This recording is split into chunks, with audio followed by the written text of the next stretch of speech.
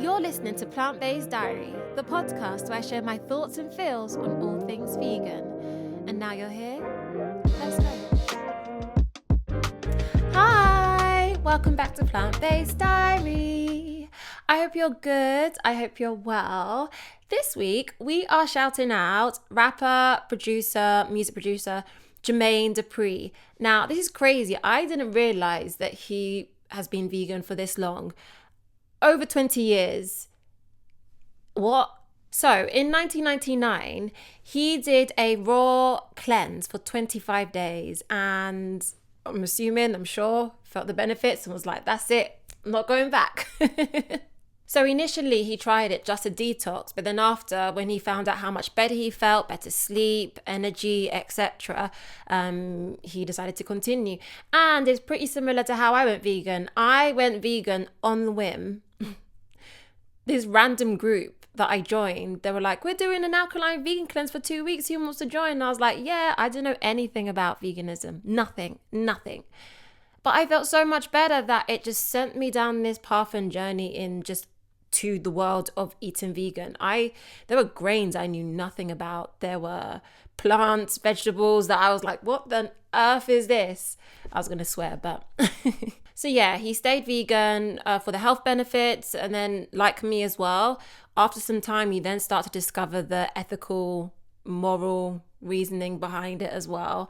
And which encourages you to kind of continue doing it. And then also just the longevity and the lifestyle of it. He actually has an ice cream called JD Ice Cream, if I'm not mistaken, and it's just launched in Walmart, which is a crying shame as I'm not in a state to try it, because I do love trying a good vegan ice cream and assessing it. But go him. He's also worth a shout out because he helped to launch the Veg Out Challenge and encourage specifically people within Black communities to go vegan. He has supported the Slutty Vegan, which I still have yet to try when I go to America again. And yeah, he just promotes veganism just in a non-judgy way, just kind of promoting it and showing how good it can be and how beneficial it is for yourself and the planet and just everything 360. So yeah, maybe I have shouted him out, but I don't feel like I have, because I was quite surprised to find out that he's vegan, unless my memory's like a sieve and then like but anyway, yeah, so shout out to you. So in my diary today, we're going to be touching on wild animal skins in fashion. It's something that we don't really think about, because normally we just think about cows or some of the more popular animals that are more commonly used for fashion. But we're going to be talking about it because an activist who goes by the name of Jennifer W. Vegan on TikTok, she posted the 18th of March, her going into Prada Cafe in Harrods, in a trench coat, looking very stylish. And then at some point she put some red stuff around her, takes off her jacket, and she's dressed in a very stunning, I must say, wild animal skin, reptile looking dress. And she's there holding the sign, ban wild animal skins. She's standing there for quite a bit. And then, of course, then people start to notice her and security ask her to leave. And then she says she's not going to leave until Prada stops using wild animal skins. And then at some point she leaves on her own accord. And so, yeah, I came across this and I was like, yeah, go her. And of course, then you look at the comments. And it was actually quite nice to see that a lot of people were supporting her. A lot of people were congratulating her, you know, cheering her on for her doing what she did. It's just really, really nice to see that people are also aware and acknowledging it and yeah, commenting on how wild, literally, and figuratively, to be honest, it is. Of course, there was someone who tried to say how she was seeking attention because her dress was a little too risque. It was a really nice dress. It was really hot. I would wear that out, I'm not gonna lie. But I don't think that was the main cause. That was not the main purpose. Just a reminder, people are gonna find anything to pick on and say something negative about. I mean, if that's what you're thinking about, then probably you're missing the whole point. She was there and she created attention, and she said what needed to be said, and I think that was the main thing. But we're not talking about her mainly. Go you, Jennifer.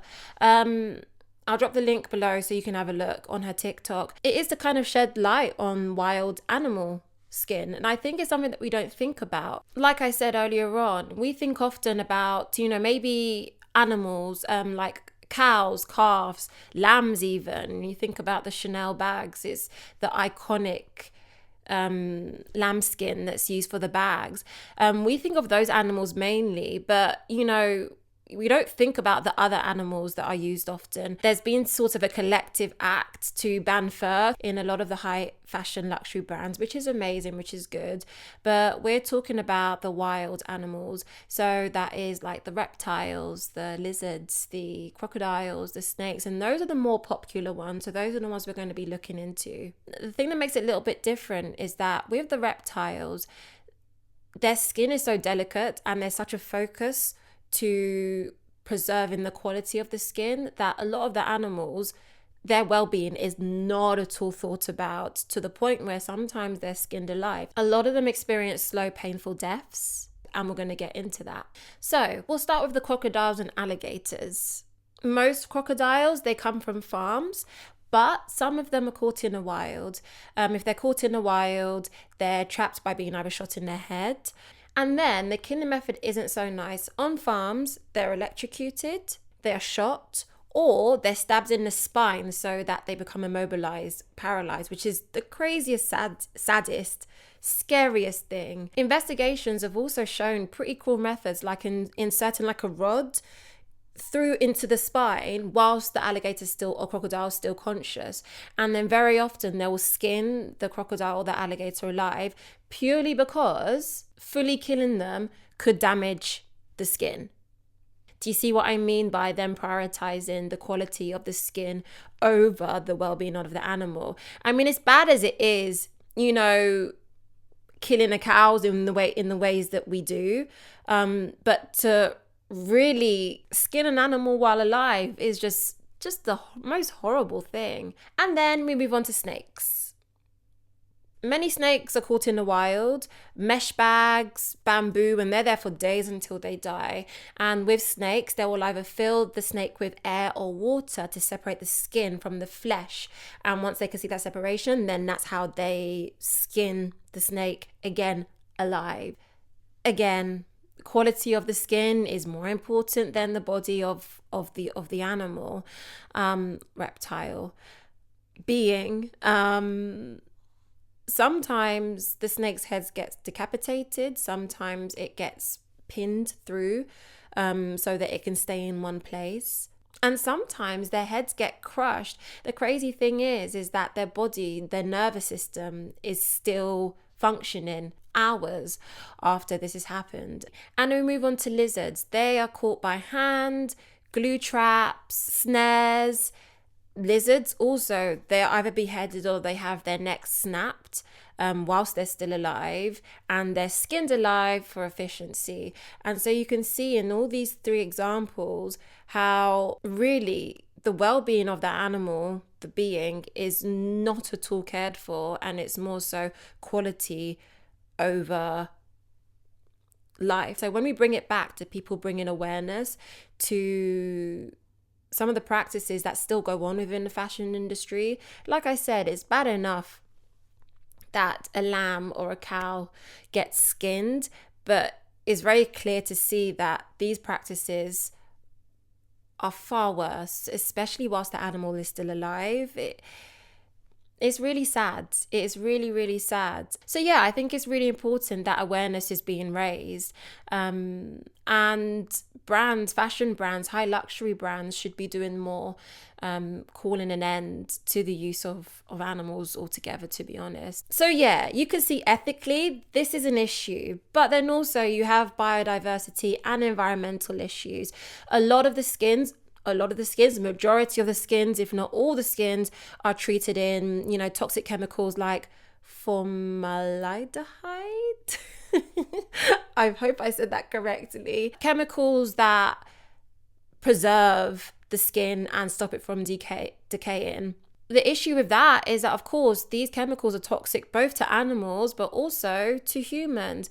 These chemicals seep into water, seep into just it back into the environment, and that's not really helping.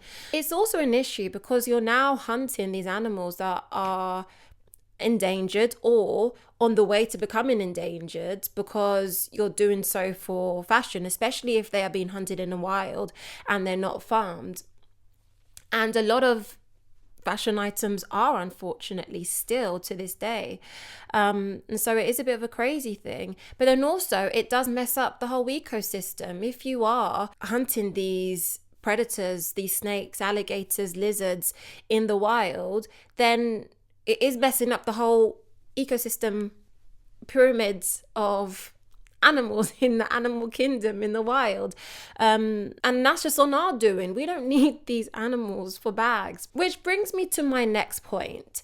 What I find really interesting about wild animal skins used for fashion, and even just animals used for fashion, is that I feel like there's a bigger disconnect, more so than there is with food and animals. You know, I think when it comes to food and animals, we can see, or we're being made much more aware about where our food comes from, or we're even able just to make the dots just naturally, right?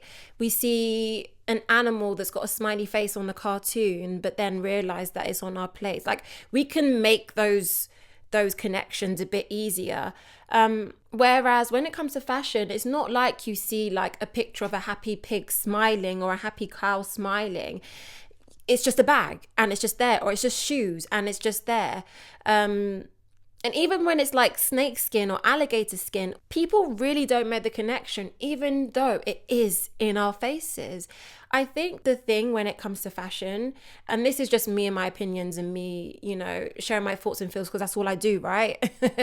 It's my podcast. Fashion has always been on the sort of extravagant, luxurious, flamboyant side. It's almost as if there's more creativity and there's more to play with, especially luxurious brands. They almost become status symbols. They almost become sort of like power symbols, and it is like a flex on wealth or a flex on just to show how cool I am. I think there's something very feminine and that is also luxurious and powerful and kind of beautiful and regal and all of these things that just make you feel just so like la la land and you know, just beautiful, right?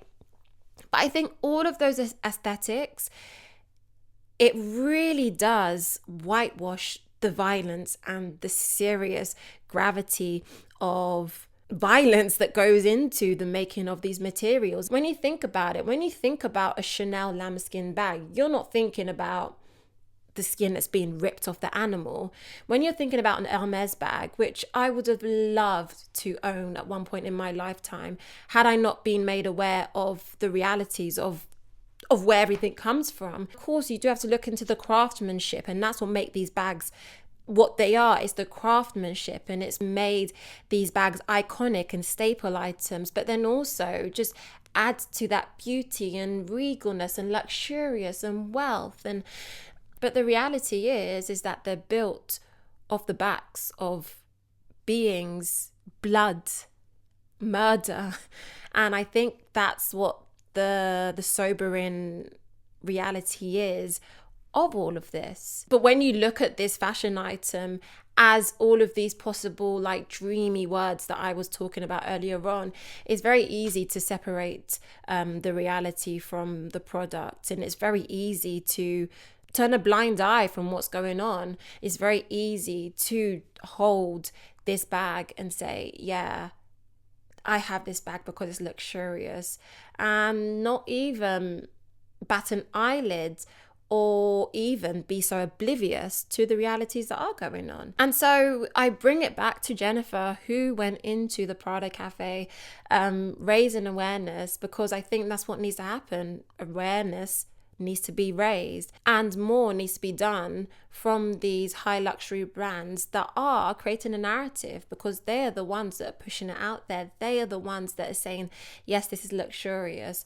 And these brands are also aware of the amount of cruelty that goes into it. It's a question of whether these brands care because so much money's being made. You know, it just unravels all of these questions and all of these things to think about.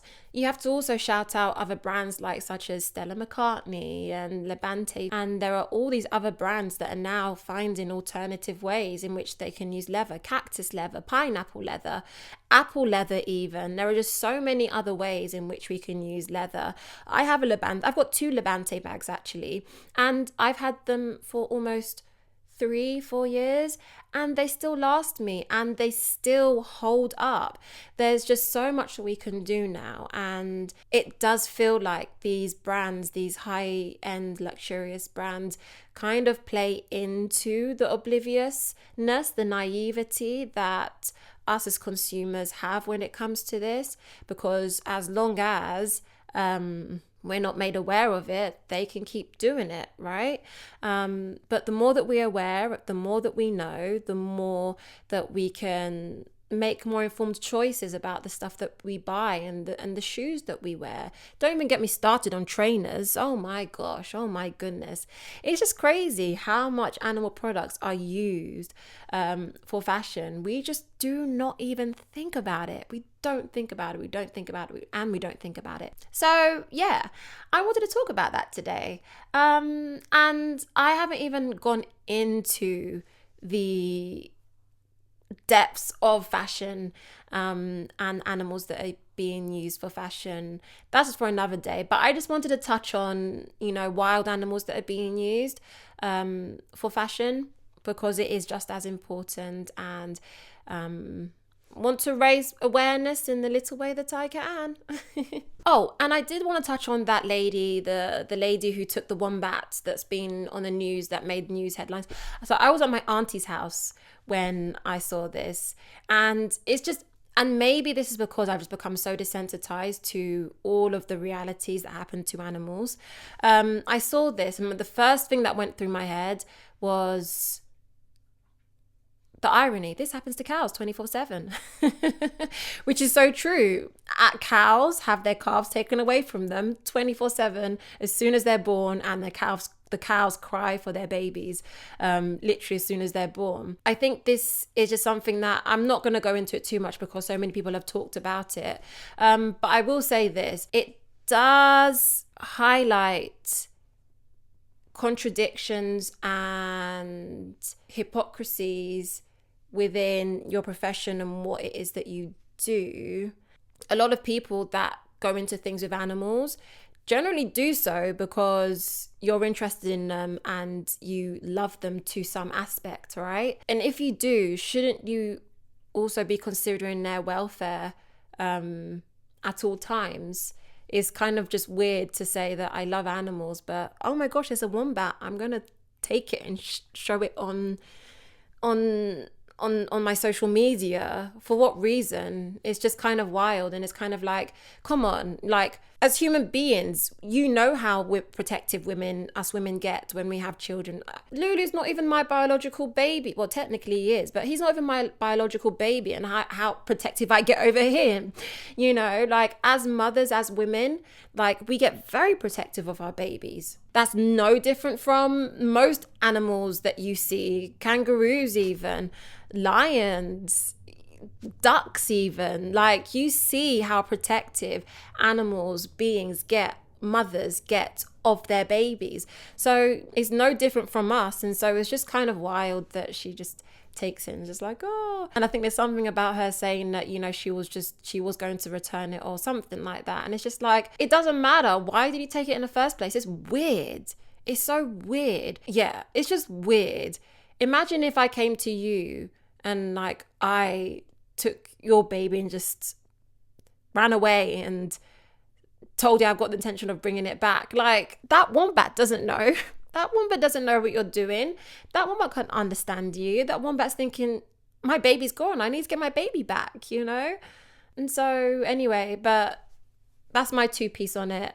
Let's take it to If You Know, You Know, and we'll be back. Welcome to If You Know, You Know. What am I? I'm the mushroom of immortality, so they say, boosting your immune system in a powerful way. In ancient China, I was royalty's prize, a tonic for long life and sharpened eyes. I help with stress and bring calm to the mind, a natural adaptogen, one of a kind. Bitter in taste, but worth the try. If you seek vitality, give me a buy. What am I? Stick around to find out. And don't forget, if you know, you know. As always, I'm going to drop the answers for you at the end. We're going to do a culture trip. We're going to take it to Wagamama. I love Wagamama so much. I really do love Wagamama. The reason I love Wagamama is because its vegan menu is always changing. You can never be disappointed. Well, for me anyway. They of course have their staples, but their menu is always changing. Like one point it was vegan sticky ribs. At one point it was some sort of bao bun dumplings. Like it just changes all the time, and so it's always nice to go back because there's always something new to try. And Wagamama is one of those places where, like, a place where you can go if you're going with people that aren't vegan, because at least you know that you can have something vegan, and then also maybe offer some of your vegan food to your friends who aren't vegan, and then they're like, oh, actually it's not as bad as I thought. Yeah. No, Sherlock. So yeah, I went to Wagamama's, caught up with one of my best friends, and we both went for vegan stuff. It was a new thing. They had vegan chicken wings or chicken something, I can't remember. Fried chicken, that's what it was. I will say this is really bad. This is really bad though. I think this is just in me and going to restaurants and fully well knowing, I just always ask, I always double check just to be on the safe side of things, especially when you go to restaurants that are kind of mixed, because you can't fully guarantee that they're going to be 100% aware or knowledgeable, especially when it comes to the big chains. So we ordered the fried chicken for the starter. It came, and then when it came with like a little creamy sauce. And so I asked them, I said, is it vegan? Just to double check, is it vegan? And it looked good. I was like, oh, this looks good. We both were like, this looks good. And I asked the waiters, I was like, because it came with a little side sauce. So I asked the waiter, is the sauce, is it vegan as well? We asked for the vegan fried chicken. I just want to confirm that the sauce is vegan. He goes, it should be. I'm not too sure. He goes, I'm going to go check though for you, which is always a good thing. I hate it when people always go, it should be. No, go back and check because I asked. Sorry. Because what are you going to say when I eat something that has animal products in it? Sorry. That's all you're going to say. Do you know what I mean? So he went to go and check. He came back and he said, oh, the dish isn't vegan. That's actual chicken. Let me take it away from you. Wagamamas, are you kidding me? Seriously?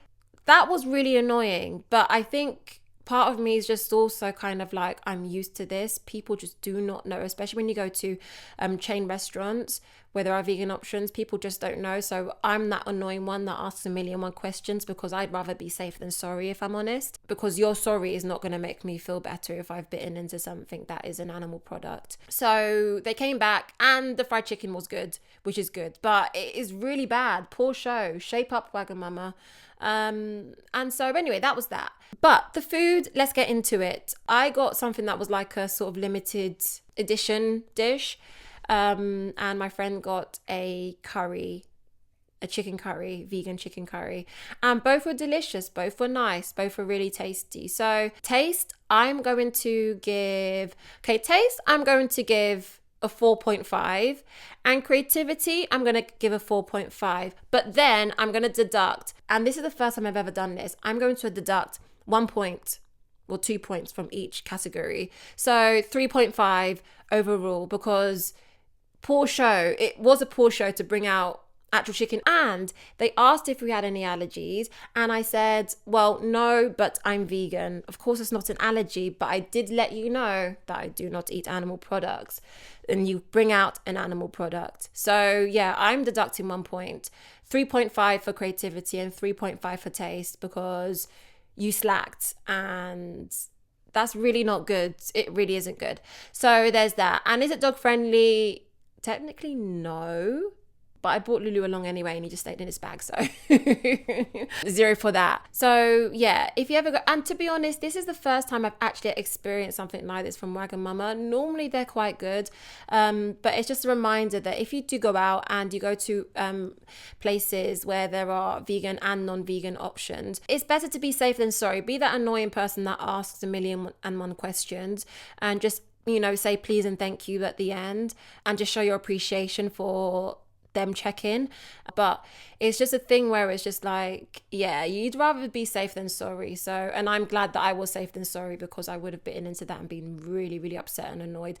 And there have been instances where I have been to restaurants and I have done that, and it's not a nice feeling. So yeah, there's that. And before I leave you, the if you know, you know of the week is reishi mushroom. Like, just mushrooms, they're like that I can't even get my words out. Mushrooms have so many healing benefits, properties for the body, from the brain, cognitive function, all the way to just everything. It's just fascinating what mushrooms can do. The whole fungi kingdom is pretty fascinating. The more I learn about mushrooms, the more I'm like, this is amazing. So yeah, reishi mushrooms it is this week. Anyway, that's that for this week. Thank you so much for sticking around. Thank you for being here. I love you. Be kind, stay curious, and